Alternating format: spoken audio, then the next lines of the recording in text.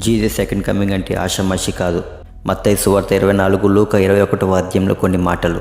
లోకారంభం నుండి ఎప్పటి వరకు అట్టి శ్రమ కలుగలేదు, ఇక ఎప్పుడును కలుగబోదు. అక్కడక్కడ గొప్ప భూకంపములు కలుగును, తెగులును కరువులను తటస్థించును.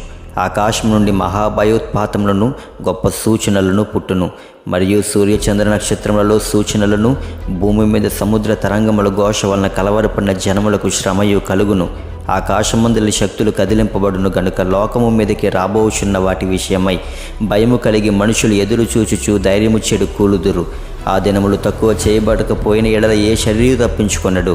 ఆ దినముల శ్రమ ముగిసిన వెంటనే చీకటి సూర్యుని కమ్మును, చంద్రుడి కాంతిని ఏడు, ఆకాశం నుండి నక్షత్రములు రాళ్ళను, ఆకాశమందలి శక్తులు కదిలింపబడును. అప్పుడు మనుష్య కుమారుని సూచన ఆకాశమందు కనబడును.